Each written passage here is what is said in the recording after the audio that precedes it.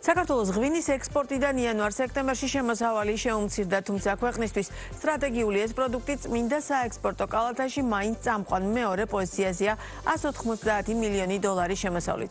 ქართული ღვინო წარმატებით იყიდება ათეულობით ქვეყანაში და მნიშვნელოვან შემოსავალს ქმნის ქვეყნის ეკონომიკისთვის, თუმცა არანაკლებ მნიშვნელოვანია ის, რომ ხარისხიანი ქართული ღვინო ხელმისაწვდომი და მოთხოვნადი იყოს ადგილობრივ ბაზარზე. სწორედ ამიტომ იზრდება იმ კომპანიათა რაოდენობაც, რომლებიც ადგილობრივ ბაზარზე რეალიზაციო არეალს აფართოებენ. როგორ ასრულებენ ღვინის მწარმოებელი კომპანიები რთველს და როგორია მათი პოზიციონირება ქართულ ბაზარზე, სტუმართან რთველისის დამფუძნებელთან და დირექტორთან თორნიკე ჭიკაძესთან ერთად ვისაუბრეთ. მოგესალმებით, ძალიან დიდი მადლობა გაცემაში სტუმრობისთვის. რთველი 2025, ამით დავიწყოთ ჩვენი საუბარი, როგორია სურათი, როგორი შედეგები გვაქვს, რამდენად გაამართლა თქვენ შემთხვევაში მოლოდინმა და როგორ ვისაუბროთ აი მთავარ განაცხადზე, რომ საქართველოშიც მაქსიმალურად ცდილობთ და გააქვთ ყოველ შემთხვევაში ამბიცია და გეგმა, რომ ქართული პროდუქცია არა მხოლოდ ექსპორტზე გავიტაროთ, არამედ საქართველოს აქტიურად გავყიდოთ. მოგესალმებით, მივესალმებით თქვენს მაყურებელს, მადლობა მოწვევისთვის. რთველი არ დაგვისრულებია, მიმდინარეობს კიდევ და ალბათ გაგრძელდება რამოდენიმე კვირა, საკმაოდ გამოწვევებით სავსე რთველი გამოგვივიდა ყველა კომპანიას, ყველა ქართულ მწარმოებელს იქიდან გამომდინარე. უამინდობის. დიახ, საკმაოდ ისეთი კლიმატური პირობები იყო, საკმაოდ რთული წელს, მაგრამ მიუხედავად ამისა მოსავალი იყო საკმაოდ კარგი, შესაბამისად შევძელით, რომ იმ მოსავლიდან მაქსიმალურად აგვერჩია ხარისხიანი პროდუქცია, რაც აუცილებელია ხარისხიანი შემდგომ ღვინის წარმოებისათვის.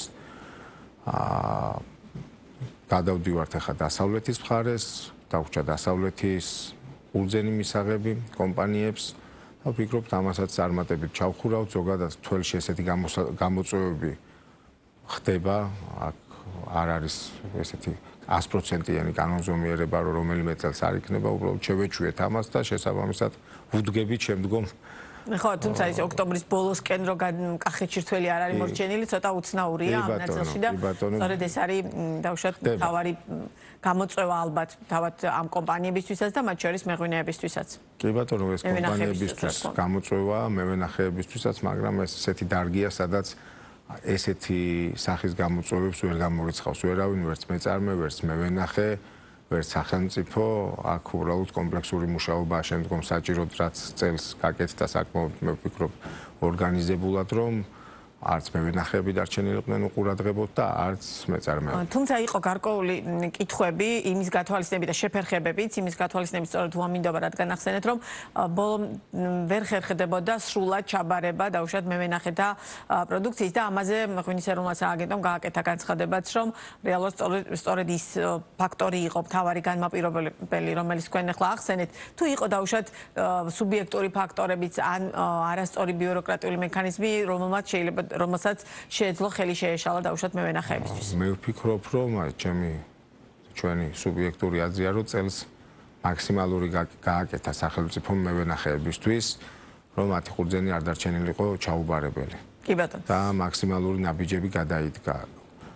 მეორე საკითხია, რა როგორ შეფერხდა, ეს არის პროცესი, რაღაცა ფერხდება, რაღაცა უკეთ მიდის, როდესაც თვის 60% გააქვს უამინდო ფიზიკურად, რა თქმა უნდა, მე ყველაფერზე ეწყო, მაგრამ მაინც საკმაოდ კარგად მოახერხეს დაბინავება, ჩვენი აზრია, მაქსიმალური ყურადღება მიექცათ მევენახეებს. კი ბატონო, წელს იყო რთველი, სადაც რეალურად სახელმწიფო მიიღო გადაწყვეტილება, რომ განსაკუთრებით კახეთის ნაწილში ყველაფერი არ დაფინანსებული იყო და პრაქტიკულად შეიძლება ითქვას, რომ არაფერი არ დაფინანსებული იყო, სუბსიდირებას გულისხმობ.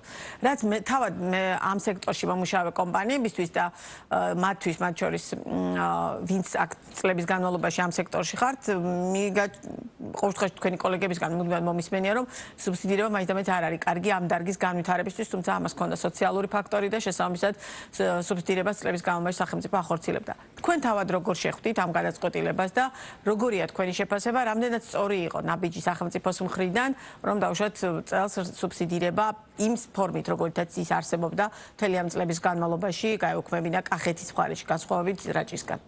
კახეთ როგორ არის ზოგადად ნებისმიერი სახის სუბსიდირება არ შეიძლება იყოს ყოველწლიური. სუბსიდირებები ხდება, რომ გარკვეული სახით, გარკვეულ პერიოდში მიეხმარო დარგს. ის რომ სახელმწიფო გამოდის ეტაპობრივად სუბსიდირებიდან, ეს ერთის მხრივ კარგია, ჩვენც ვეთანხმებით, იმიტომ რომ როდესღაც ალბათ ბაზარმა უნდა დაარეგულიროს ფასი, რომ იყოს სამომავლოდ ჯანსაღი წარმოება, სწორი წარმოება და არ იყოს მიბმული წლიდან წლამდე სახელმწიფოს ჩარევაზე, ხომ? აქედან გამომდინარე, ეს ნაბიჯები გადასადგმელი იყო, რას გამოიწვევს, ჯერ არავინ არ ვიცით, გარკვეული სახით პროდუქცია გაძვირდა, ამას გავიგებთ უკვე შემომდევნო თვეებში, უკვე ახალი წლიდან, როდესაც ახალი მოსავლით გაკეთებულ ღვინოებს ჩაუშვებთ წარმოებაში, აქედან გამომდინარე, ესეთ დარგია, სადაც გარკვეული იმპულსები დაჭირდება, ალბათ შემდგომში დაკორექტირება ამ ნაბიჯებს ისევ მოუწევს სახელმწიფოს, რომ გარკვეული სახით ჩაერთოს. ეს ცოცხალი პროცესია, რომელიც მიბმული არის კონკურენციაზე, სამეზობლოზე, მდგომარეობაზე, ამიტომ ამ ეტაპზე ვთვლი, რომ სუბსიდიიდან უნდა გამოსულიყო. ძალიან კარგი განაცხადია, ბევრ ფაქტორზეა დამოკიდებული, ახლა თქვენ ამბობთ, მათ შორის დაასახელეთ სამეზობლო რეგიონი და ყველა ფაქტორი, რომელიც ჩვენთვის ესეთია პრობლემურია. იმის გათვალისწინებით, რომ წლების განმავლობაში ქართული ღვინის პროდუქციისთვის გასახების ბაზარი ძირითადად იყო პოსტსაბჭოთა ქვეყნები და აქედან ძირითადად რუსეთი, წლების განმავლობაში იყო უკრაინას, თუმცა რუსეთ-უკრაინის ომმა უკრაინა ჩვენთვის პრაქტიკულად დააკეტა ამ ნაწილში, თუმცა თლიანობაში ქართული ღვინის ხარისხი რამდენად გაიზარდა, მეღვინეები და ამ სექტორში მომუშავე ადამიანები რამდენად მიხვდით, რომ რეალურად მხოლოდ ერთ ბაზარზე ან მხოლოდ ამ სეგმენტზე ჩამოკიდება არ იყოს სწორი და მოახდინეთ თუ არა თავად მაგალითად თქვენი კომპანიის შემთხვევაში ბაზრის დივერსიფიცირება და რა არის მთავარი საექსპორტო, რომელია თქვენთვის მთავარი საექსპორტო ბაზრები და რამდენად სწორი პოზიციონირება აქვს საქართველოს როგორც სახელმწიფოს აი ამ მიმართულებით და თავად კერძო სექტორს კომპანიებს. მიუხედავად იმისა, რომ ჩვენ ვცდილობთ, რომ გქონდეს მაქსიმალური დივერსიფიკაცია, ზოგადად ღვინის ბაზარზე ხარისხიანი პროდუქტის მოთხოვნა გაიზარდა. სოფლიო ღვინის ბაზარზე. აქედან გამომდინარე, თუ არ აყევი ამ ტენდენციას, ერთ დღეს არ იქნები მოთხოვნადი.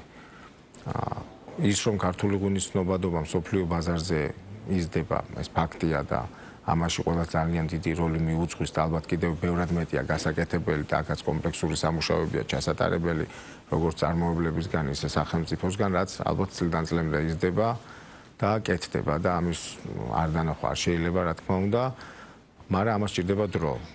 ვერ ააშენებ 10 და 15 და 20 წელში მსოფლიო ღვინის ბაზარზე ვერ გახდი ცნობაც იმ კონკურენციაში, როცა იქ ბევრი ათწლეული სხვა ქვეყნები ლიდერობდნენ, ხომ?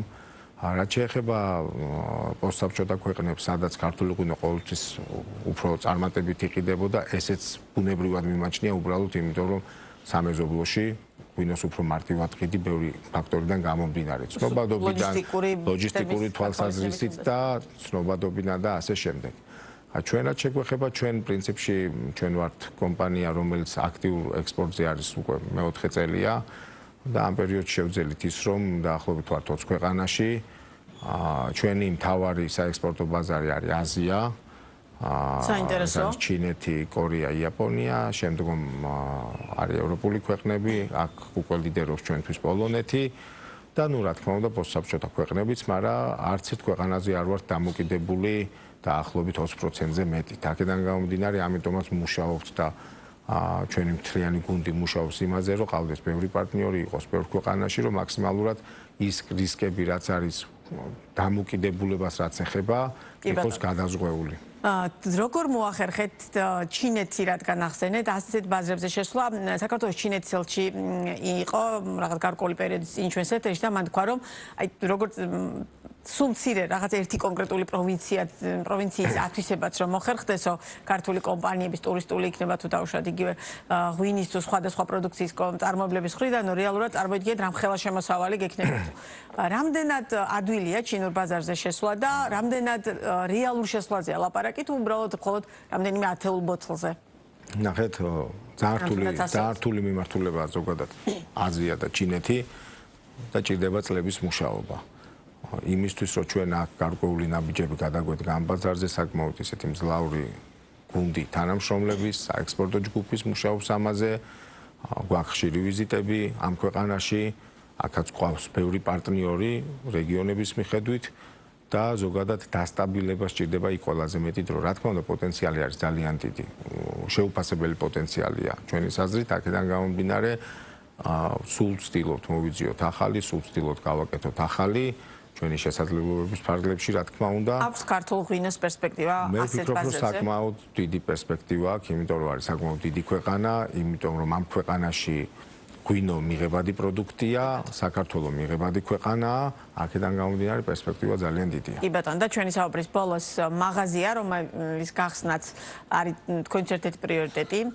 რეალურად თუ შეგიძლიათ გითხრათ, როგორ დავუშვათ ფუნქციურად როგორი ტიპის იქნება ეს მაღაზია და რატომ მიიღეთ გადაწყვეტილება, რომ მაინც ამ ნაწილშიც დავუშვათ იაქტიუროთ, როცა დავუშვათ ექსპორტზე ამხელა პოტენციალია ქართულ ღვინოს და ასეთი აქცენტი გაქვთ გაკეთებული. ზოგადად ჩვენი ბრენდი საქართველოს ბაზარზე არის საკმაოდ წარმატებულად წარმოდგენილი რთველისი და თავიდანვე კომპანიამ ჩათვალა, რომ ეს ბრენდი რომ ყოფილიყო წარმატებული თუნდაც საექსპორტო ბაზრებზე, ჯერ საკუთარ ქვეყანას უნდა გაეცნო, ჯერ შემოსულმა სტუმარმა უნდა ნახოს იქ სადაც იწარმოები, რომ პრეტენზია ქონდეს იმაზე, რომ იყო მსოფლიო ბრენდი ქართულ ღვინოში.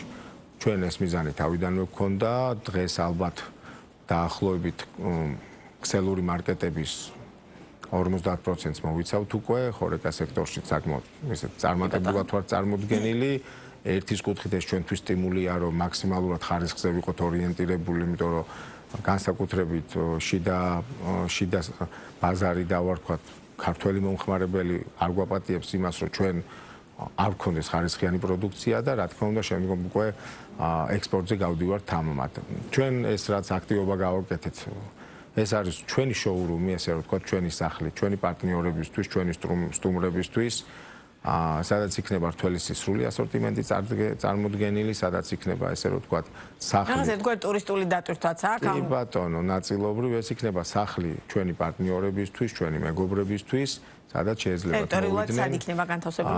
ეს არის განთავსებული სასტუმრო შერატონ მეტეხი პალასში, მის ტერიტორიაზე და დანარჩენი, მაგრამ ეს არის ფორმატი, სადაც ზოგადად არის რთველისი მეგობრებთან ერთად. ანუ რთველისის ვიზიტორებს და სტუმრებთანაც აქტიურ შეხებაში იქნება კომპანია.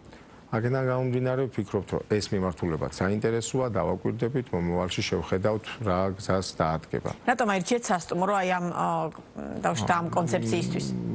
ეს არის ერთ-ერთი წარმატებული და კარგი სასტუმრო, რომელთანაც ჩვენ საკმაოდ წარმატებულად პარტნიორობთ, საკმაოდ ისეთი მეგობრული და კარგი ურთიერთობები გვაქვს და ეს იყო ორმხრივი გადაწყვეტილება, მათი სურვილიც, ჩვენი мотиваციაც, რომ რაღაც საერთო შეიძლება დაუშვათ ახალ ობიექტსაც ველოდოთ ამ ნაწილში საქართველოში? შეიძლება, კი. ჯერ ეს დაკვირვების პროცესი გვექნება, რამდენად საინტერესო იქნება ეს შიდა მომხმარებლისთვის, ქართული ბაზრისთვის და მე ვიფიქრეთ რა თქმა უნდა. კი ბატონო, ძალიან დიდი მადლობა, წარმატებებს გისურვებთ და სიამოვნებით გიმასპინძლებთ ბიზნეს პარტნიორის სხვა გადაცემებში. თორნიკე ჭიკაძე საუბრობდა.